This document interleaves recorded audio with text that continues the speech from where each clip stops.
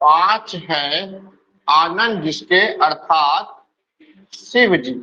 शिव जी लिया जाता है पांच आनंदों वाला। ठीक है, तो इसमें आप देख रहे हैं क्योंकि इसका पहला पद जो है वो संख्यावाचक है, इसीलिए पंचानन जो है उसमें आप द्विगु समास का भी उदाहरण देख रहे हैं और बहुब्रीहि समास का भी उदाहरण देख रहे हैं। ठीक है, चलिए, तो परीक्षा में आता है कि पंचानन में कौन सा समास है। ए अव्ययी भाव, ठीक है, बी द्विगु समास, सी द्वंद्व समास, नहीं द्वंद्व नहीं लेते, द्वंद्व तो समझ में आ जाएगा आपको। ठीक है, तत्पुरुष समास, तत्पुरुष समास, और डी क्या हो जाएगा, बहुब्रीहि। ठीक है, हाँ चलिए फिर आर्या मैडम बताइए इसमें कौन सा समास होगा, पंचानन में कौन सा समास होगा, फटाक से मुझे बताइए। मुझे सुन पा रहे हैं? आर्या मैडम ऑनलाइन है?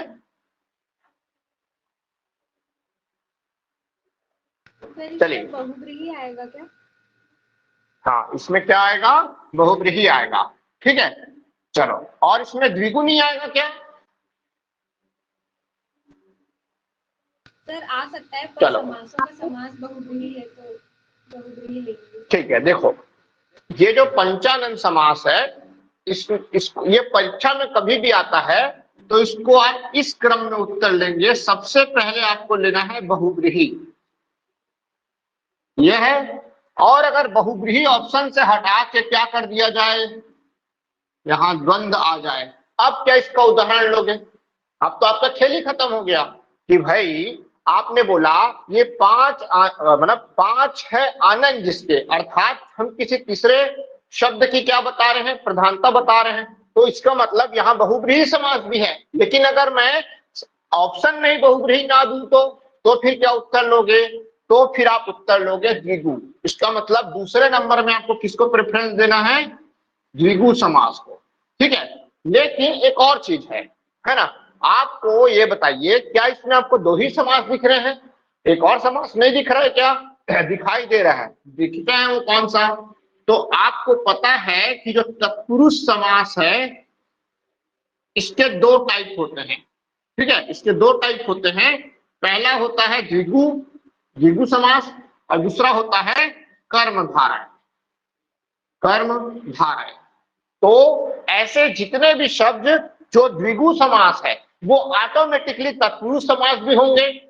ऐसे जितने शब्द जो कर्मधारय समास है, जैसे मैं बोलता हूं महात्मा, है ना, मैं बोलता हूं महापुरुष, मैं कहता हूं नीलकमल, ये समस्त कर्मधारय समास में कर्मधारय समास तो है ही, साथ ही वो तत्पुरुष का भी क्या है, उदाहरण है, क्योंकि कर्मधारय किसका उदाहरण है, सॉरी किसका प्रकार है, तत्पुरुष का प्रकार है। ये चीज क्लियर हो रही है? इसका मतलब कभी भी अगर द्विगु समास आता है और कर्मधारय समास आता है, वो द्विगु और कर्मधारय के होने के साथ साथ उसमें तत्पुरुष समास का भी क्या होता है, समावेश होता है। इसको आप अच्छे से याद रखेंगे। जैसे कि एक मतलब थर्ड नंबर में आपको इसमें उत्तर लेना पड़ेगा तत्पुरुष, क्योंकि ये वो मतलब ये वो शब्द है पंचानन जिसमें क्या है, द्वितीय पद क्या है, प्रधान है, और अगर द्वितीय पद प्रधान होता है तो उसको हम तत्पुरुष कहते हैं। तो ये तत्पुरुष का ही द्विगु है, लेकिन द्विगु के गुण ज्यादा है इसलिए हम इसको सेकंड प्रेफरेंस में रखे हैं, और द्विगु जो कि तत्पुरुष का ही क्या है, एक टाइप है, इसीलिए हम थर्ड नंबर में तत्पुरुष समास लेंगे। क्लियर है? अब आप सोच रहे होंगे परीक्षा में प्रश्न कैसे आएगा।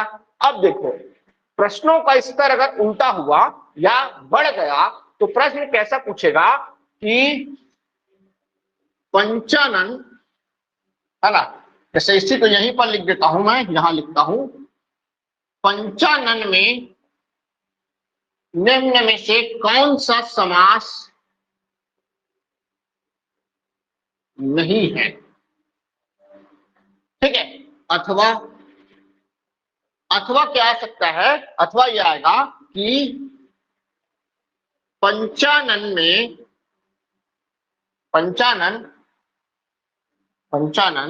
निम्न में से किस समास का उदाहरण नहीं है, किस समास का उदाहरण नहीं है। ठीक है, ये प्रश्न है दोनों इस प्रकार का, दोनों प्रश्न है, इसका उत्तर आपको इसमें से सेलेक्ट करना है ना। और यहां पर दिया हुआ है बहुव्रीहि।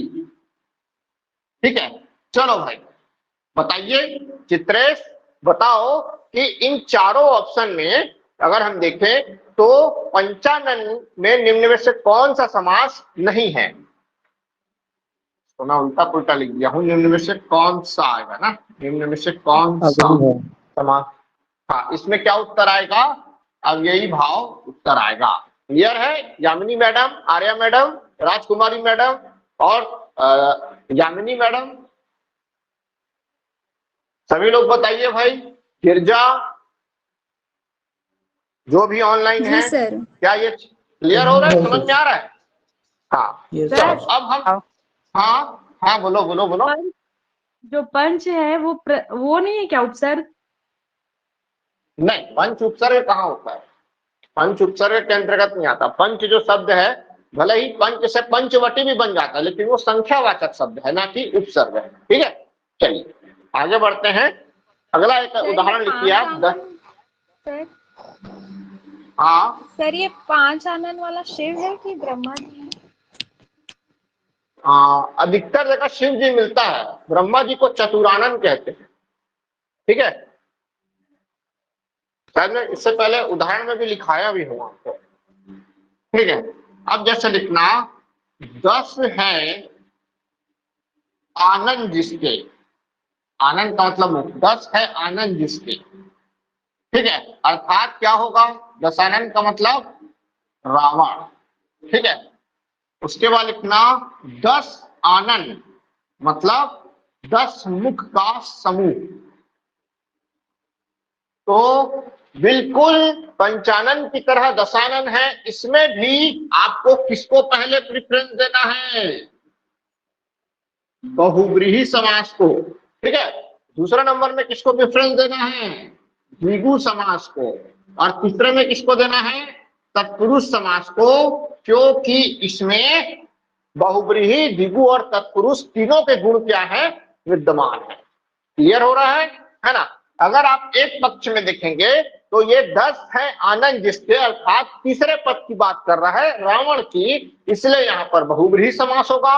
नेक्स्ट जो है 10 आनंद का समूह, मतलब ये संख्या को बता रहा है, इसका पहला पद है ना, इसीलिए जो यहाँ पर क्या हो जाएगा, द्विगु समास। और चूंकि द्विगु समास तत्पुरुष का ही भेद है, तो वहां पर तत्पुरुष समास का भी समावेश होगा।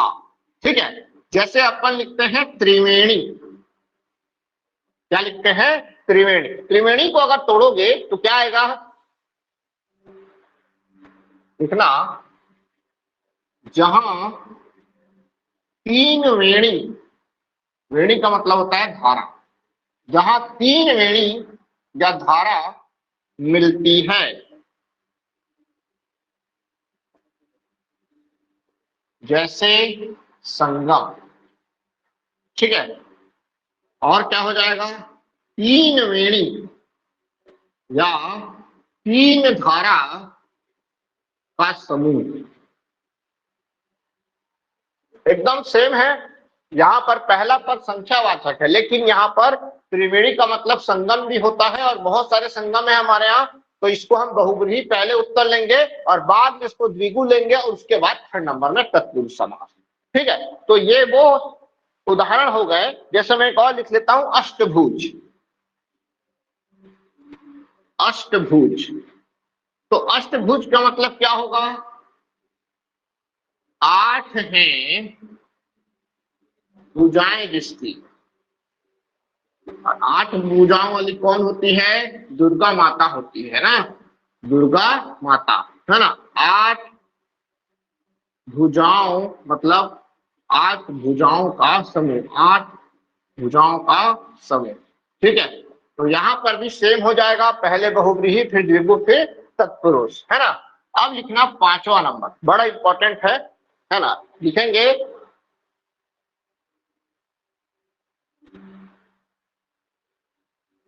पीताम्बर, पीताम्बर। ठीक है। पीताम्बर का मतलब है पीला है अंबर जिसका, पीला है अंबर जिसका, है ना। और अंबर का अर्थ होता है वस्त्र, है ना। तो पीला है अंबर जिसका अर्थात होता है या तो विष्णु या तो फिर कृष्ण, कृष्ण या तो फिर विष्णु, ठीक है। एक और है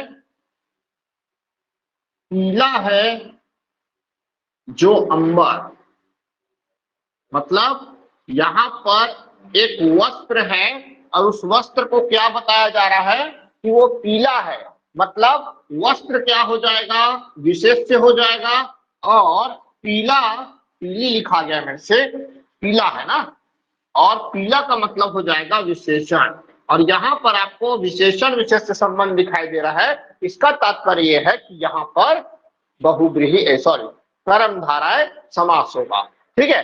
तो इसके भी 3 उत्तर होंगे। पहला नंबर में आप बहुब्रीहि को देंगे क्या, प्राथमिकता देंगे क्योंकि ये समासों का समास है ना। पीला है अंबर जिसका अर्थात होता है कृष्ण या विष्णु, ठीक है। तीसरे अर्थ की प्रधानता को दिखा रहा है ये। और सेकंड नंबर में ये विशेषण विशेष को बता रहा है, इसीलिए यहाँ पर कर्मधाराएं समास हो जाएगा, कर्मधाराएं समास हो जाएगा। तीसरे नंबर में ये तत्पुरुष समास होगा क्योंकि ये कर्मधाराएं समास का उदाहरण है। और कर्मधाराएं स्वयं जो है एक टाइप है जिसका तत्पुरुष का, ठीक है भाई। चलिए, तो ये कुछ उदाहरण थे जिसको मैंने आपको बता दिया है, आपको इसको याद रखना है, ठीक है। चलिए, तो अब आएगा तो आपको प्रेफरेंस देना आ जाएगा, कौन से समास को प्रेफरेंस देना है। अगर आपके मन में और कोई प्रश्न होगा तो आप जरूर मुझसे पूछेगा। समास को जितना ज्यादा पढ़ोगे आपको उतना ज्यादा डाउट भी होता है और उतना ज्यादा आपको चीजें क्लियर भी होती है, ठीक है। चलिए, जैसे मैं एक उदाहरण देता हूं, सुरारी, ठीक है। सुरारी में कौन सा समास है, ए अव्ययी भाव, ये कई बार परीक्षा में आता है ना। एक ये ए अव्ययी भाव, बी द्विगु, सी कर्मधारय और डी जो है बहुव्रीहि। चलिए, तो बताइए कि जो सुरारी होता है उसमें कौन सा समास है, सुरारी में कौन सा समास है, अव्ययी भाव, द्विगु, कर्मधारय या बहुव्रीहि, बताइए भाई। अब इसके लिए आपको सबसे पहले क्या होना चाहिए, सुरारी का अर्थ पता होना चाहिए, तभी आप क्या बता पाओगे, तभी आप बता पाओगे इसका अर्थ, इसका जो समास का टाइप है वो चीज, ठीक है। बताइए भाई, सुरारी में कौन सा समास है, कौन बताएगा इसको, चित्रेश बताओ यार, आवाज नहीं आ रही आपकी, है ना।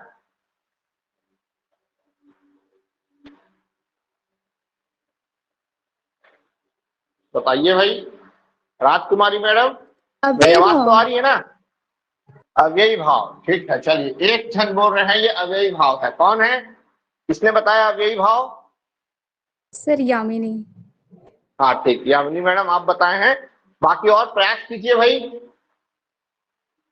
आपको जो लग रहा है बताइए ना भाई, कौन सा आपका आप परीक्षा दे रहे हैं, बताइए।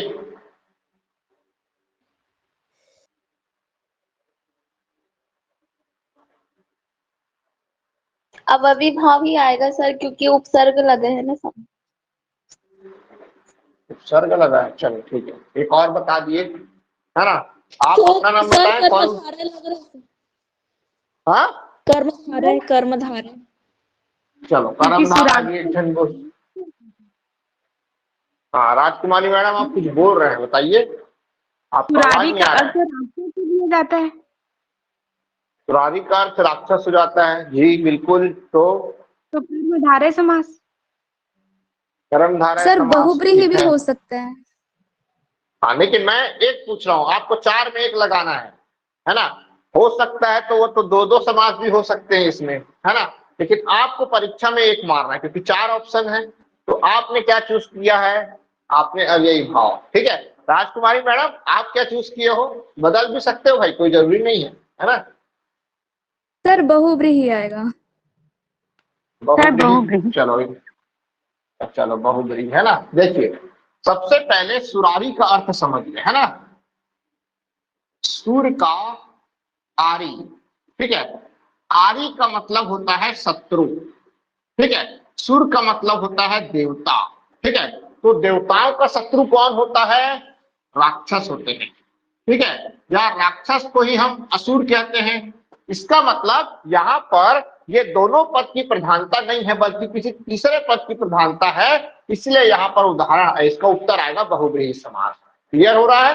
ठीक है, इसमें कोई डाउट नहीं है। इसमें एक ही समास है जिसका नाम क्या है? बहुव्रीहि। और इसी का विपरीत एक और शब्द अगर मैं दे दूं तो असुरारी आ गया। तो असुरारी को तोड़ोगे तो क्या होगा? असुर का आरी। असुर का मतलब राक्षस, आरी का मतलब शत्रु, ठीक है। इसका मतलब राक्षस का जो शत्रु होता है वो कौन होता है? देवता होते हैं, मतलब सुर होते हैं। तो उसमें भी ये वाला उत्तर क्या आएगा? इसमें बहुव्रीहि आएगा। क्लियर है? मेरे हिसाब से आपको समझ में आ गया होगा, ठीक है। चलिए तो इसको आप लिख लेंगे। हाँ, अगला शब्द बनाने का प्रयास कीजिए। प्रश्न है अधमरा। चलो ये सारे प्रश्न 3 से 4 बार परीक्षाओं में आए हुए हैं ना। अधमरा में कौन सा समास है जरा बताइए? अधमरा, फटाक से बताइए भाई। अधमरा अव्ययी भाव। ठीक है, अव्ययी भाव समास एक जन बोल रहे हैं। और बताइए आगे। अव्ययी भाव समास और सर अवयवी भाव लग। ठीक है, चलो आप भी अव्ययी भाव बता रहे हो। और बताइए भाई और कौन सा समास हो सकता है इसके अंतर्गत? सर ये कर्मधारय में भी आ सकता है क्या? नहीं, आपको एक चूज करना है। एक है ना, एक। तो इसमें बहुत सारा उदाहरण आ जाएगा, मतलब आपको कंफ्यूजन हो सकता है ना। देखो कभी भी समास पहचानना होता है ना तो उसको पहले तोड़ा करो, उसका विग्रह किया करो, है ना। इसको विग्रह करोगे तो क्या होगा? आधा मरा, आधा मरा, ठीक है। आधा मरा, यही होगा कि नहीं होगा? अब आप बोलोगे कि ये आधा क्या है? संख्यावाचक है, ठीक है। आधा क्या है? संख्यावाचक है। तो नहीं, यहाँ पर आधा का जो अर्थ है वो संख्यावाचक से नहीं लिया जा रहा है ना। यहाँ पर ये बताया गया है कि वो मरा है लेकिन अभी पूरा मरा नहीं है। तो यहाँ आधा का शब्द का जो यूज है वो संख्यावाचक के रूप में नहीं, अपूर्णता के लिए यूज किया गया है, ठीक है। इसलिए यहाँ पर जिन्होंने भी बताया है ये अव्ययी भाव है वही क्या है? सही है। अधमरा कईयों बार परीक्षा में पूछा हुआ प्रश्न है, ठीक है। चलिए तो इसमें होगा अव्ययी भाव समास। चलिए एक अंतिम, पूरे समास का अंतिम क्वेश्चन, उसके बाद हम नए टॉपिक की ओर चलेंगे, है ना। इसको लिखेंगे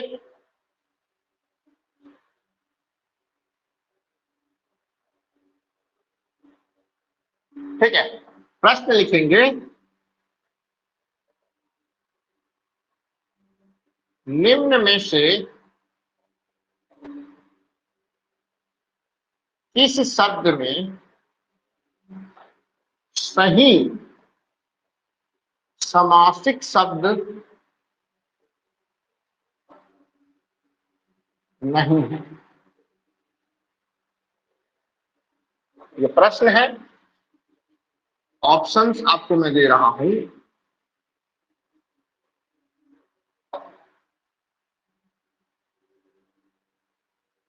दिवारात्रि, ऑप्शन लिखेंगे दिवारात्रि, पुष्पधनु, त्रिलोक और त्रिलोचन, ठीक है। चलिए प्रश्न को पहले समझिए। प्रश्न में लिखा है कि निम्न में से किस शब्द में सही समासिक शब्द नहीं है। अब सही समासिक शब्द नहीं है, मतलब जो है ये जो प्रश्न है वो किसका है, समास का है। ठीक है, मतलब इसमें आपको ये बताना है कि इसमें से ऐसा कौन सा समासिक शब्द है जो, ऐसा कौन सा शब्द है जो समासिक शब्द नहीं है, आपको ये बताना है इसमें। ठीक है, तो प्रयास कीजिए कौन सा ऐसा शब्द है जो समासिक शब्द नहीं है, या मैं मतलब व्यवहारिक तौर पर बोलूं तो इसमें कौन सा ऐसा शब्द है जो समास ही नहीं है, ये बताना है आपको। ऐसा कौन सा शब्द है जो समास ही नहीं है। चलो, बड़ा ही अटपटा प्रश्न है लेकिन परीक्षा में पूछा हुआ है। चलो फटाफट बोलिए भाई, तब हम वर्तनी शुद्ध करो की ओर जाएंगे, अगले टॉपिक, अगला जो हमारा चैप्टर है उसको बताइए फटाक से। सर दीवारात्रि। हाँ चलो, एक जन बताए हैं दीवारात्रि, और सर कोई भाई? दीवारात्रि। दीवारात्रि, ठीक है। चलिए, और सेकंड वाला। सेकंड वाला भी कौन है, ये सेकंड वाला जो बोला है? आर्या। आर्या मैडम, ठीक है। और कौन है? सर सेकंड वाला बी। सेकंड वाला, हाँ। आपका नाम? यामिनी नेता। यामिनी, ओके ओके यामिनी, ठीक है। और चित्रेश, ऑनलाइन दिख रहे हो लेकिन बोलते नहीं हो यार आप, कहाँ? और कोई है ऑनलाइन? जो और ऑनलाइन है वो बताइए भाई, क्योंकि एक टाई हो गया है, दो इधर और दो उधर। दीवारात्रि। दीवारात्रि। दीवारात्रि, ठीक है। और भाई?